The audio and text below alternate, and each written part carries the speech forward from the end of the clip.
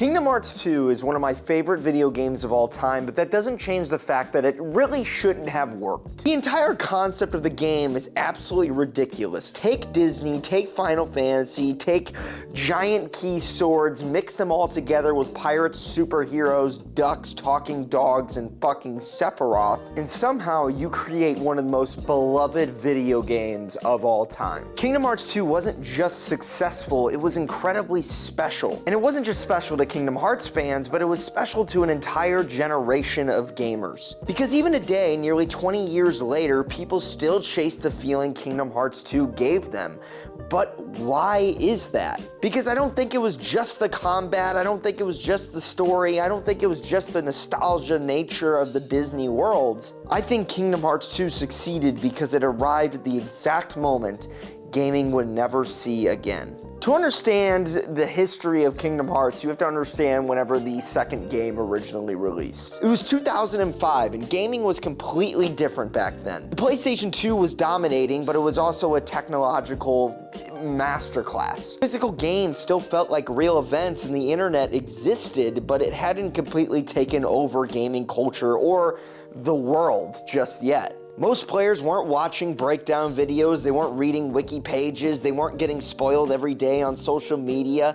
They were just playing the game. They had mysterious elements to them. And Kingdom Hearts 2 might be the most mysterious AAA game ever made. Nobody fully understood what was happening. Organization 13, Nobodies, Roxas, Ansem, Xemnas. The story of Kingdom Hearts 2 is, well, it's a lot. People are still trying to break it down today, and that's either a good thing or a bad thing. But at the time, Kingdom Hearts 2 wasn't really trying to explain everything. It wanted players to wonder. It wanted players to go throughout the story, explore the world, and figure out the lore for themselves. Modern games spend enormous amounts of time making sure that you understand every single detail, while Kingdom Hearts 2 just threw you into the deep end immediately. You were playing a character that was dropped into this world without understanding it. There's already been wars and lore and characters that have been invented and thrown into this basis. So we as the player, like Sora, are understanding what happened in the past and what's going on in this world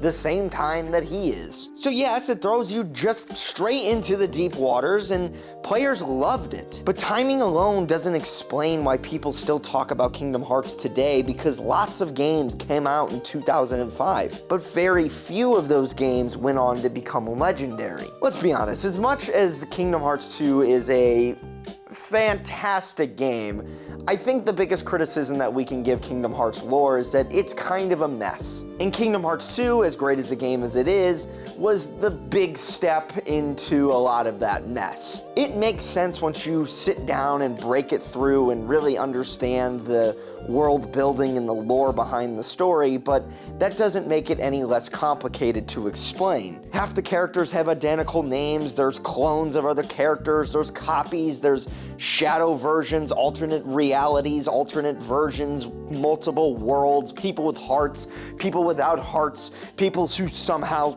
have hearts even though that they were already killed, people who were killed and have been brought back to life. And yet somehow amongst all of that mess and confusing nonsense, none of that really matters, because Kingdom Hearts 2 understood something that modern games often forget, and that is emotion can sometimes beat logic in certain cases. Nobody remembers Kingdom Hearts because of the perfectly crafted lore. People remember Roxas leaving Twilight Town, the first trip to Hollow Bastion, fighting alongside Disney characters, going to the Disney worlds. They remember the 1000 Heartless battle. They remember Mickey Mouse being an absolute badass. They remember their final fight with Riku. They remember the first time hearing Sanctuary on that title screen. They remember the ending of the game and the final battle. They remember how much of a badass you were whenever you used your drive forms as Sora. My fondest memory of Kingdom Hearts 2 is whenever Sora first just wakes up and you get to play with him for the first time, and he is just far more experienced and is smoother to play with than Roxas was. And throughout the game, you just become more and more of a badass. Because even today, Kingdom Hearts 2 Final Mix is considered one of the greatest action combat systems ever made. Not because it was realistic, not because it was balanced, but because it was so incredibly fun. And I think that's why whenever Kingdom Hearts 3 was announced and people were anticipating it for a decade, I think even longer than that, we were just chasing the feeling of having that again, and we kinda got it. Every mechanic pushed the player towards feeling powerful. Reaction commands, drive forms, summons, air combat, the counter system, getting hit and Sora would flip in midair using circle, it was mesmerizing.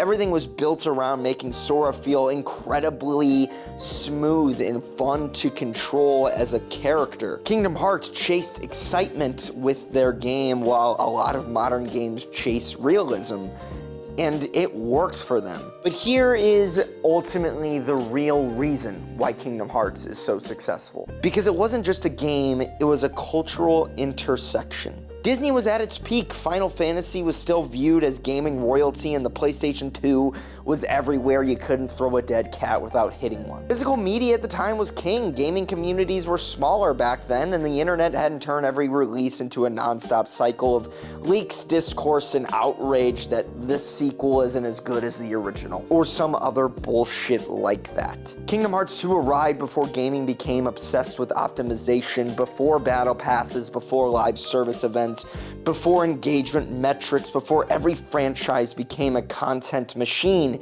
It felt handcrafted to fit this perfect mold of fun, creative, and just excitement. Before every franchise became a content machine, it felt handcrafted, not because it was perfect, but because it was ambitious. It tried something that sounded impossible, something that on paper, when you describe it to your friends, they would say that you're a fucking idiot for enjoying it. But Kingdom Hearts 2 is genuinely one of the greatest video games of all time, in my opinion. And somehow it just works.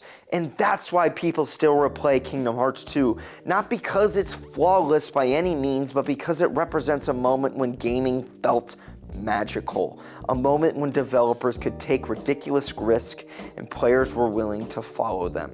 And maybe that's why Kingdom Hearts 2 still resonates after all these years, not because it was the best game ever made, but because it captured something games struggle to capture today: wonder in the eyes of the player. For one brief moment, Disney and Final Fantasy collided. The combat was incredible, the music was unforgettable, the story was insane, and against all odds, it worked. Kingdom Hearts 2 wasn't just lightning in the bottle. It was the perfect storm that captured our hearts and is something that we are still chasing to this very day. Let me know what you think about Kingdom Hearts 2 in the comments below. Do you love this game as much as I do? I think it is one of the greatest video games of all time. I love this game, like, so much. And maybe it's just because that was one of the main games in my rotation when I was a kid, but I had the privilege to play it a couple years back, and it is just as good as I remember it. It is a fantastic video game. Anyways, hopefully you enjoyed this video. Please leave a like if you did. Please click subscribe and then the notification bell so you never miss a video. That would really, really help a lot. And leave a comment below. Tell me how much you hated the video or how much you loved it. Or just comment something about your day. Either or would mean a lot. I will definitely check them all out. So thank you so much. I will see you guys in the next one. Peace, love, adios, and goodbye.